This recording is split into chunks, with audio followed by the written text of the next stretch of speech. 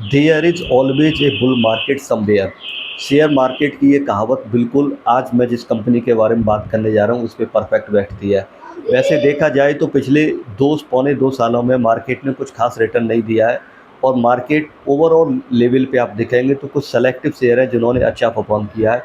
बाकी का overall level पे मार्केट वहीं बना हुआ है, या कह लो कि जो उसने ऑल टाइम हाई बनाया था 26,000 से ऊपर का, वो अभी तक क्रॉस नहीं कर पाया है। तो इंडियन मार्केट का आलम थोड़ा-सा कह सकते हैं गिरा हुआ है। लेकिन जिस कंपनी की मैं आज बात करने जा रहा हूँ, आप उसके बारे में पढ़ेंगे या उसके बारे में जानेंगे, तो आपका जो ओपिनियन है वो पूरी तरीके से चेंज हो जाएगा। यहाँ पे ज़बरदस्त रैली बनी हुई है, बुल रन चल रहा है।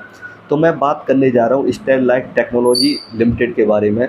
तो बेसिकली अगर आप देखेंगे तो इस कंपनी के अंदर पिछले 3-4 ट्रेडिंग सेशन से खुलते ही अपर सर्किट लग जाता है। 5% का रोज़ाना अपर सर्किट इस कंपनी के अंदर लग रहा है। और यहाँ पे इमेंस पोटेंशियल और मैं कहूँगा ज़बरदस्त ग्रोथ है। अगर कंपनी की कॉन कॉल वगैरह आप सुनेंगे तो आपको पता चलेगा कि किस तरीके से यहाँ पे मार्केट में टेल विंड है, किस तरीके से ग्रोथ की अपॉर्चुनिटी है। तो कंपनी के बारे में अगर मैं इसके फंडामेंटल्स की बात करूँ तो वो बात करना ज़्यादा ठीक नहीं होगा, क्योंकि उससे कंपनी इस समय पे 500 के प्राइस टू अर्निंग पे ट्रेड कर रही है। और फंडामेंटल एनालाइज करके आपका व्यू इस कंपनी के बारे में बन नहीं पाएगा। आपको बिजनेस को समझना पड़ेगा, बिजनेस को समझने के बाद ही आप कुछ व्यू बना पाएंगे, आप अगर इसमें इन्वेस्टमेंट करने के बारे में सोच रहे हैं। तो कंपनी बेसिकली आपके जो ग्लोबल कनेक्टिविटी इंफ्रास्ट्रक्चर होता है इसमें एक लीडर प्लेयर है, आप कह सकते हैं ये। और अगर मैं इनके क्लाइंट की बात करूं तो आपके जो टेलीकॉम इंडस्ट्री के हुए, डेटा सेंटर हुए, जो आपके जो नेटवर्क क्लाइंट जो इन सिटीजन नेटवर्क्स होते हैं और बड़े बड़े लार्ज एंटरप्राइज होते हैं, ये इसके क्लाइंट्स रहते हैं। अगर मैं इसके प्रोडक्ट मिक्स की बात करूं तो इस कंपनी का fibre to fibre cable, optical cables और इसके अलावा स्पेशलिटी केबल और कनेक्टिविटी प्रोडक्ट्स वगैरह ये कंपनी बनाती है। और आपके end to end optical manufacturing में ये इंडिया का लीडर है या नंबर 1 प्लेयर है। और ग्लोबल मार्केट में इनका 8% शेयर है, जो चाइना के मार्केट को हटाने के बाद। तो ये कंपनी बहुत ही, मैं कहूँगा कि एक अच्छे समय पे, एक अच्छे, जैसे कहते हैं ना, राइट टाइम पे राइट प्लेस वाली चीज़ को वेरीफाई कर रही है।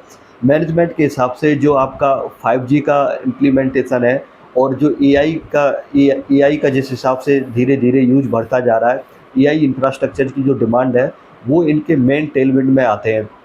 तो कंपनी बेसिकली आप कह सकते हैं कि एक एक ऐसा प्लेयर है जिसके आप कह सकते हैं कि कॉम्पिटिटिव एज भी इनके पास है, प्लस इनके पास ग्रोथ काफ़ी है। अगर मैं इनकी Q4 की कॉन कॉल की बात करूं तो मैनेजमेंट ने बताया था कि साल 2025 के कंपैरिजन में साल 2026 में इनके ऑर्डर बुक में 109% की ग्रोथ देखने को मिली थी। कंपनी का मानना है कि जो आपका अमेरिका है वो इनका जो ग्रोथ का मेन सेंटर पॉइंट है। इसके अलावा जिस जिस हिसाब से गूगल ने और आपके माइक्रोसॉफ्ट ने एआई को लेके इंडिया में जो अनाउंसमेंट किए हैं, उससे भी इंडिया के अंदर इन्वेस्ट बहुत ज़्यादा पोटेंशियल है, बहुत ज़्यादा ग्रोथ का स्कोप है। लेकिन जो मेन इसका हब है या कह सकते हैं कि मेन प्लेयर है वो यूएसए ही होने वाला है। तो कंपनी का यूएसए के मार्केट पे काफ़ी अच्छा खासा पकड़ है। प्रॉब्लम ये थी कि पिछले कुछ समय से कंपनी को जो टैरिफ है वो उसका सामना करना पड़ रहा था। लेकिन Q4 में जिस हिसाब से कंपनी ने अभी अपना रिजल्ट दिखाया तो उसने बताया कि अब टैरिफ जो है इस समय के लोअर लेवल पे है। जो पीक था वो टैरिफ का इन्होंने देख रखा है। अभी कंपनी के बिजनेस पे आने वाले समय में मार्जिन थोड़े बेटर होंगे, लेकिन ऑनगोइंग वॉर की वजह से जो आपका एक तरीके से रॉ मटेरियल वगैरह उसके प्राइस बढ़ने की वजह से मार्जिन्स उतने ज़्यादा बेटर नहीं रहेंगे जितना होना चाहिए। जो टैरिफ का मेन फ़ायदा वो शायद उतना ना बने, लेकिन फिर भी जो मार्जिन्स हैं वो बेटर साइड रहेंगे। मैनेजमेंट कभी भी गाइडेंस वगैरह नहीं देता और ना ही कभी अपनी जो कैपेसिटी वगैरह है उसके बारे में बात नहीं करता है। 800 से ज़्यादा इनके पास पेटेंट है और इसके अलावा भी कई सारे पाइपलाइन में इनके पेटेंट है जिनका अप्रूवल आना बाकी है। तो कंपनी अगर टेक्निकली देखोगे या आप एक टेक्नोलॉजिकल बेसिस पे देखोगे या आप इम्प्लीमेंटेशन की बेसिस पे देखो, बहुत ही साउंड कंपनी है। तो अगर मैं इनकी ऑर्डर बुक की बात करूं तो हाल ही में कंपनी को एक हाइपर स्केल का लगभग 10,600 करोड़ का 622 करोड़ का इन्हें एक ऑर्डर मिला है, जो 2 से 3 साल में कंपनी को एग्जीक्यूट करना है। तो अभी ये ऑर्डर की न्यूज़ जिस दिन से आई है उस दिन से इस कंपनी में अपर सर्किट लगे जा रहे हैं और शेयर मिलना लगभग मुश्किल हो गया है।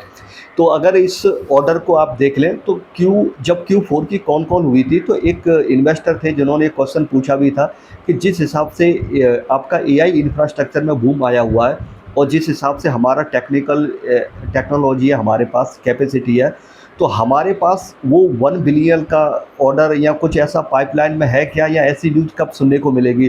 तो उस समय पे मैनेजमेंट ने कोई ख़ास जवाब नहीं दिया था। लेकिन मुझे लगता है जो जो इन्वेस्टर थे उनके सवाल का जवाब इस समय मिल चुका है। हालाँकि कंपनी ने ये डिस्क्लोज़ नहीं किया कि किससे ऑर्डर मिला है, लेकिन किसी बड़ी एआई कंपनी से इनको ऑर्डर मिला है और जो 2 से 3 साल में एग्जीक्यूट करना है।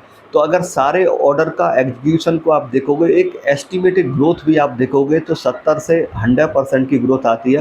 हो सकता है कि नेक्स्ट जो करंट फाइनेंशियल ईयर है, कंपनी अपना रेवेन्यू डबल करे और आने वाले फाइनेंशियल ईयर में भी उसी स्पीड से ग्रो करे, क्योंकि आने वाले समय में भी और भी इसी प्रकार के ऑर्डर कंपनी को मिल सकते हैं। लेकिन प्रॉब्लम ये है कि आपको कैपेसिटी वगैरह कंपनी की मालूम नहीं है और यूटिलाइजेशन किस लेवल पे है, तो ये मैनेजमेंट कभी डिस्क्लोज़ नहीं करता। तो एक एग्जैक्ट आइडिया या फिगर को निकाल पाना थोड़ा मुश्किल है।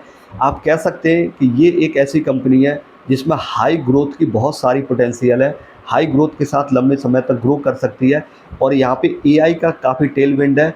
एआई इंफ्रास्ट्रक्चर का एक मेन प्लेयर है ये कंपनी। लेकिन प्रॉब्लम यही है कि आपको ये सारी चीज़ें देखनी पड़ेगी। इसका प्राइस टू अर्निंग 500 के करीब है। लेकिन मैंने जैसा पहले कहा था कि अगर आप इस कंपनी में इन्वेस्ट करने के बारे में सोच रहे हैं तो बियॉन्ड फंडामेंटल आपको सोचना पड़ेगा। आपको इसके बिजनेस का व्यू देखना पड़ेगा, वो सारी चीज़ें अपने दिमाग में देखनी पड़ेगी और अपने रिस्क प्रोफाइल के बेसिस पर ही डिसीजन लेना पड़ेगा। तो ये शेयर काफ़ी न्यूज़ में था तो मैंने सोचा लाओ एक बार इसे कवर करते हैं। तो अभी के लिए बस इतना ही। Thanks for listening, take care, bye bye.